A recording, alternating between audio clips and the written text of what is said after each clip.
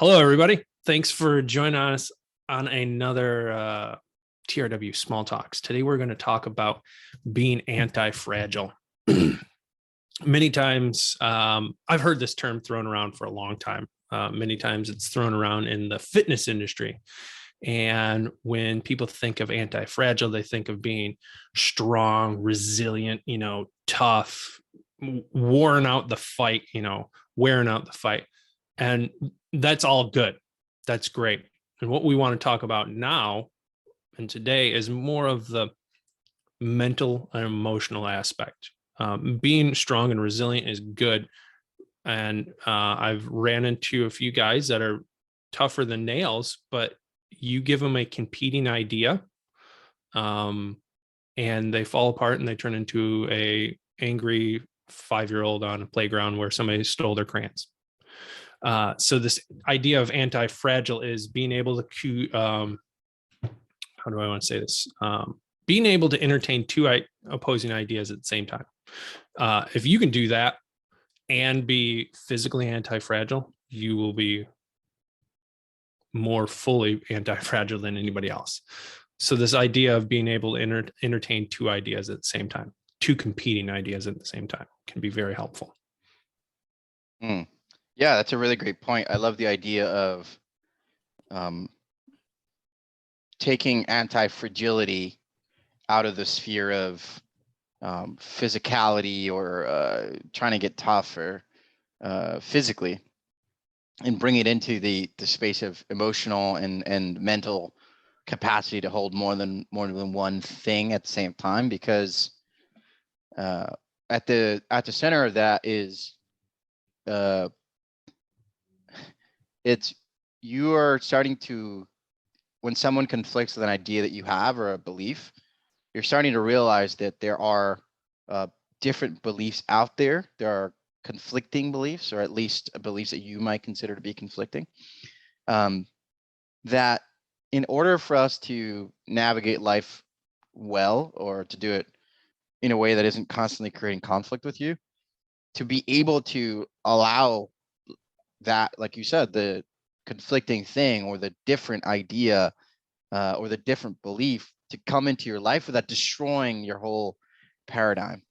So when you become fragile is when someone introduces a new idea or a new thing that you might disagree with, and all of a sudden, like you said, you go into a tantrum, like, no, you're fucked up, that's wrong, and you can tell somebody who is reactive when it's like an immediate emotional response versus someone who has gathered and lives in their wisdom, when they can receive whatever that thing is, kind of sit back. And if they've examined it, they might already have a retort or a change or something, another way that they think, or they might go like, that's interesting, I'll have to look into that. I'm not sure about what you're saying, but there's some truth here or some value in this, and I just don't know what it is exactly. And it's an interesting point that you make about anti-fragility, because it also lends to another part of this, which is when you're examining your beliefs, there's a point where you're not sure what you believe, and then you're like, okay, I think I know what I believe here. And there's a transition period between old beliefs and new belief. When someone throws something else in there or a new thing, it's about learning how to be okay with that stuff without letting it completely destroy you or crash your belief system, or all of a sudden you either, the different responses to tension, the fighting or the freezing or the fawning or whatever it is, to help you create basically a more resilient capacity to be with things. And it's not about, I think we've created this resilience as like a fight you're preparing for. So you're like, all right, going to the gym, I'm shooting my guns at the range, which it's all great. It's about the energy behind that. If you're doing it as like a fight you're preparing for, versus the flow that you can create with like, okay, lean back and see what's there. So what's an example, Lance, of anti-fragility in your mind? I'm not gonna I'm not gonna wave my political flag, but let's say in the fitness industry, Okay. Somebody might say CrossFit is the end all be all. Okay. And somebody else might say, no, that's stupid. It's a waste of time. You're going to get injured. Well, I used to see it when I was in the CrossFit sphere where people would get like that. They would like, I was one of those people. I love CrossFit because it was great. It was the best thing since sliced bread. And it's not for everybody. So what I hold true and what I see as true might not necessarily be true for you. You might like running and calisthenics. Well, I want to throw big weight around, but like you're at a different place in your life. You might be 60. Oh, well, you can scale down CrossFit. Well, I can also scale down running and calisthenics and everything. So the being able to entertain two ideas, or more specifically, two truths. What is true? I've heard people talk about this, and I don't want to sound like a hippie woo woo. There's more than one truth. And being able to entertain that idea is a very powerful and very powerful idea concept. Yeah, I would say along that line, rid yourself. This is an invitation to rid yourself of the idea that there's an ultimate truth. Like there is a capital T truth and I will find it. Here's the thing. There are, everyone is living in whatever their version of truth is. And maybe there is an ultimate truth. Maybe.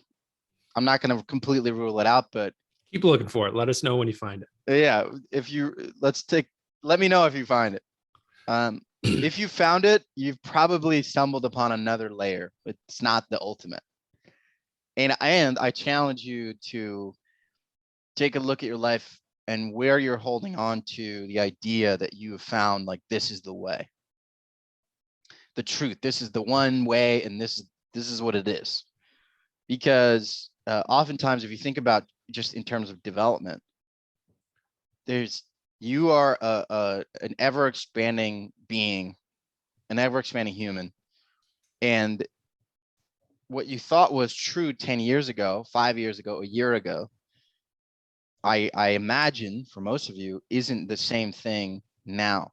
And you could just use our experience in the military. Like what I thought was real in the first year of being a Marine officer is very different than what I see as true now, today, in this moment. What is it, 8, 9 years later. So I challenge you to think about it that way. Like if you look at your past and how you saw truth or what you perceive to be truth, how that's transformed and shifted until this point. And the reason we say this so that, first of all, break down the whole idea that you're going to find capital T truth. It's uncomfortable to be there, to be in like, ooh, capital T truth. That's not a thing.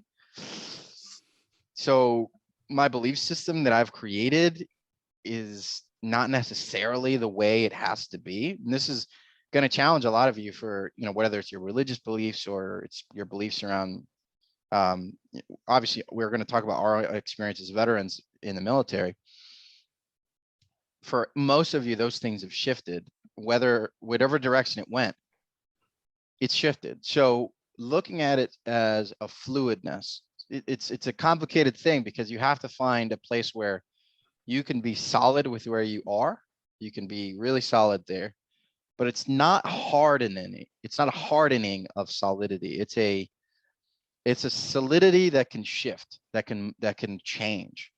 So think about it as layers, as steps in a development that you're living, not as a tiered system, like you're going upwards, like, oh, I'm just going up, but an exploration.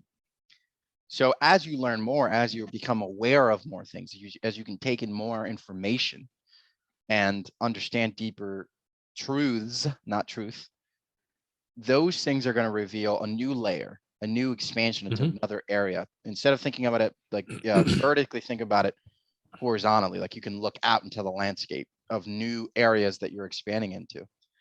And when you're able to be in your truth today, and they say, okay, these are the areas where I feel solid. Here are the areas where I'm not exactly sure.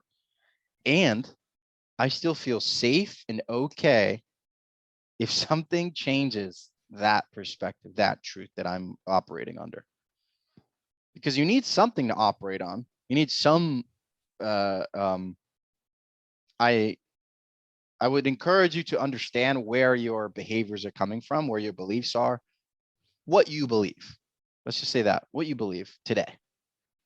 Then when, the anti-fragility or the capacity to be more resilient is not so much as hardening, like we are talking about earlier, going to the CrossFit gym, like training, preparing for the fight, but creating this like place where you can be solid, grounded, and when something new comes in, allowing that to potentially shift your perspective, your beliefs, because it may open up areas that you may have not considered before.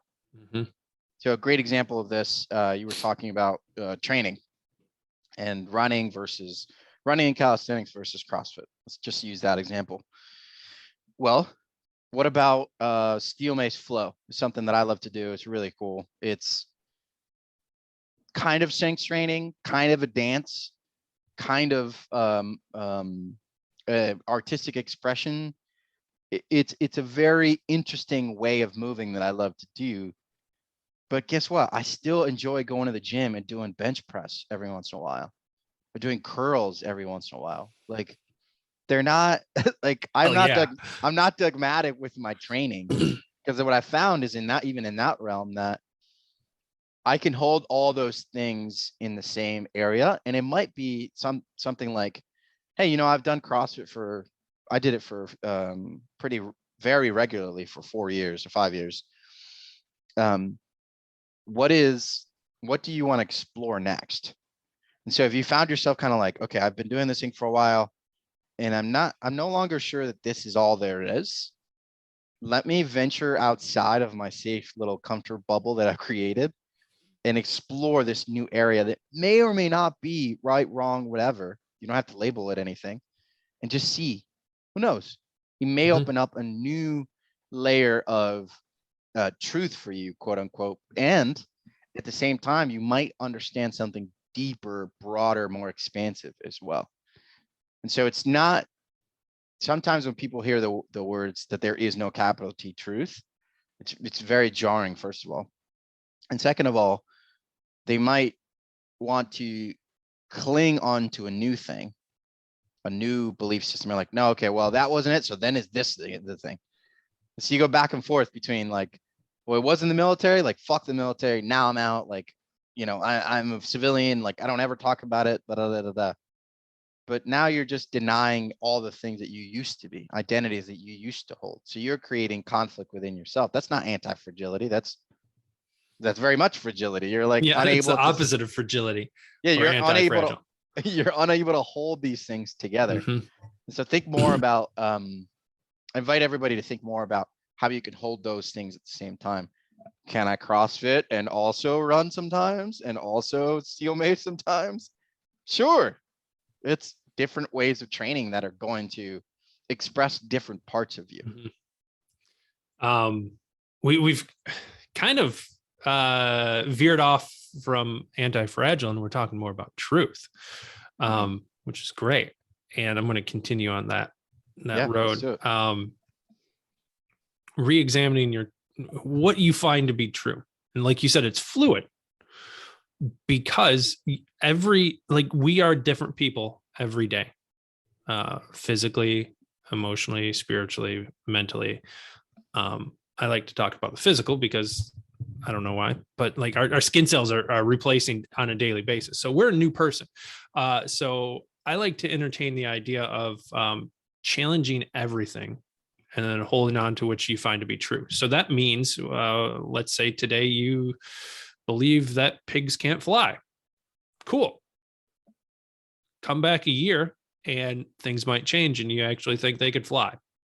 Being willing to change your ideas and change what you find to be true, and challenging damn near everything. It's more fun that way. Once you get to be able to roll over new ideas and new truths, it's way more fun that way. So that's a good way to be anti-fragile. Yeah, you bring up a great point. I find that if you could, like you were saying about holding more truths, being able to available to more things. I believe that at the center of anti-fragility is also how you perceive safety. So it's a little bit about truth, right? So we talked about like holding different truths and being able to hold more than one perspective, opinion, idea, truth, belief. The other side of that, which is I believe more fundamental even than that. So that's the mechanism. That's kind of like once you're skilled in that, before you can do anything like that, learning that you are safe, that you're safe in your body, that you're safe in the experience, that you're safe in whatever exchange you're having, that you're safe in whatever's coming up for you in that moment. And it's multi-layered, right? So you're going to first feel it in the body, then you're going to feel it in your ideas, then you're going to feel it in as you kind of face the world. But before you're out in the world, facing other people's truths, I talked a little bit about belief earlier. So learning what your beliefs are and then feeling safe in those beliefs, whatever they tend to be for you. So, and this is a process that we talk about in our course and what we teach, but first and foremost, learning that it's okay to be whatever you are right now, completely safe in this experience. That then allows you to go into the world and contend with these different truths, these different ideas, so that you can be anti-fragile. So anti-fragility is like the practice of it. What I just wrote down. Safety is how you learn how to get there. That's what I just wrote down. Being safe in your beliefs allows you to entertain other ideas and allows you to be anti-fragile. Man, great minds think alike. Let's leave it at that. Boom. Mic drop.